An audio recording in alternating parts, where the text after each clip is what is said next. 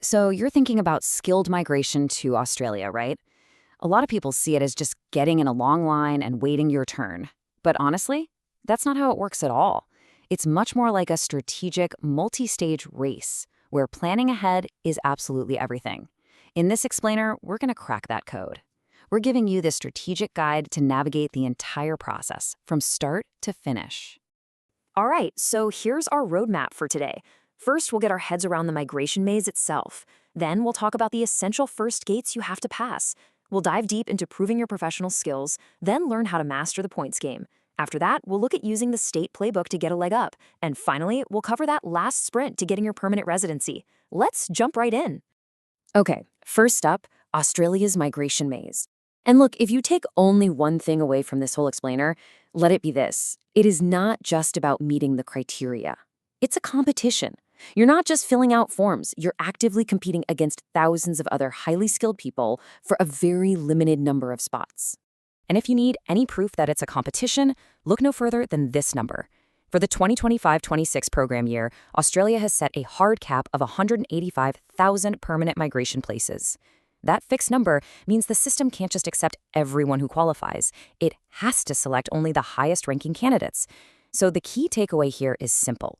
You need a solid strategy to get yourself to the top of that list. So, how do you even get your foot in the door to join this race? Well, it all starts with passing the first gates. Think of these as 4 non-negotiable hurdles set by the federal government that every single person has to clear before they can even be considered. And here they are. First, your age. You have to be under 45 at the time you're invited to apply. Second, your English skills. You need at least competent English to get started. Third, and this one is a really big deal, you must get a positive skills assessment for your job. And finally, you need at least 65 points just to be able to submit an expression of interest. These are the absolute gatekeepers of the entire system. No exceptions. Okay, let's zoom in on that third hurdle because it's so important, proving your skills. Now, this isn't just about showing them you have a degree or a certificate. This is about getting your qualifications and your real-world work experience officially validated against Australian professional standards. It's a critical and often pretty complex step. So what is a skills assessment exactly? Well, the best way to think of it is like a professional audit. A specific designated body for your profession, whether you're a nurse, an engineer, or an IT specialist, meticulously reviews all your documents. They're confirming that you have what it takes to work in that occupation in Australia. It is a mandatory checkpoint. Without a positive outcome here, your application literally stops in its tracks. To make this a bit more real, let's look at a couple of examples. First, let's see how it works for nurses. If you're an internationally qualified nurse, you'll be assessed by an authority called ANMAC. That's the Australian Nursing and Midwifery Accreditation Council. Just looking at this process, you can see the sheer volume of evidence you need. You're gathering everything: proof of identity, university transcripts, professional registration, detailed proof of your work experience, English test scores. It's a lot.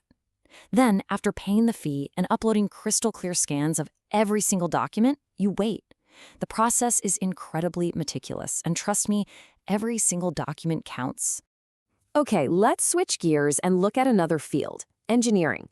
For many engineers from overseas, the assessing body is Engineers Australia, and they require something totally different, a unique and very detailed report to demonstrate your skills.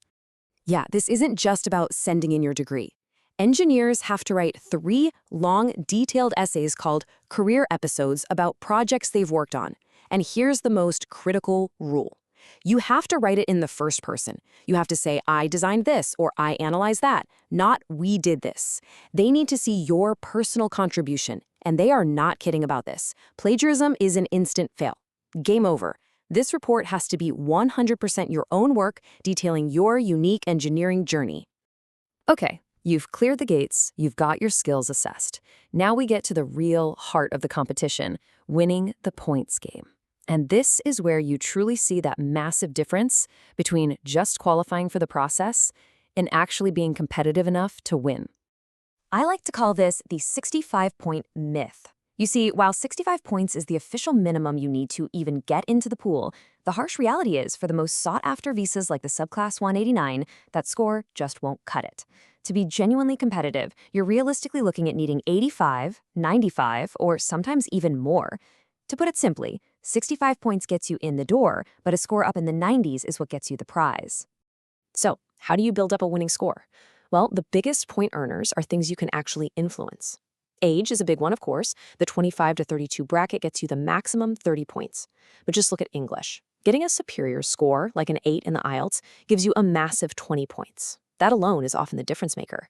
Add another 15 points for having more than 8 years of overseas experience, and you can start to see how a really competitive total is strategically built, piece by piece. Now, scoring really high on points is one strategy, but there's another powerful one, using the state playbook. Think of the migration system as having different lanes in a race.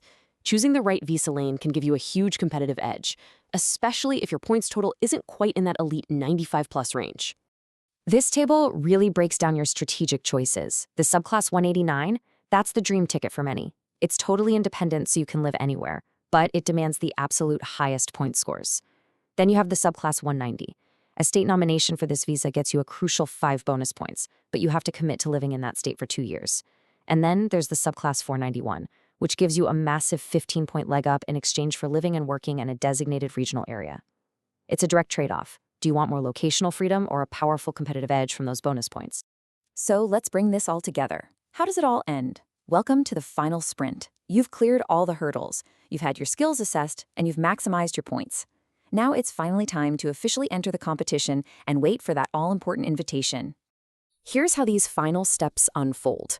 First, you submit what's called an expression of interest, or EOI. This puts your profile into the pool with all the other candidates. Then, in periodic rounds, the system automatically invites the highest-ranking people to apply for the visa. The moment you get that invitation, a 60-day clock starts ticking. You have exactly 2 months to submit a perfect, complete, decision-ready application. If you miss that deadline, the opportunity is gone. You know, this quote from Pathway to Oz just sums it all up perfectly. Success in the system really isn't about luck. It's about meticulous preparation. It rewards the people who are organized, who are strategic, and who are ready to act the second that opportunity strikes. And that really brings us to the final question. This system, as you can see, is a clear-cut competition. It rewards strategy and planning above everything else. So, knowing everything we've just covered, the real question isn't just whether you qualify. It's, are you truly decision-ready to compete?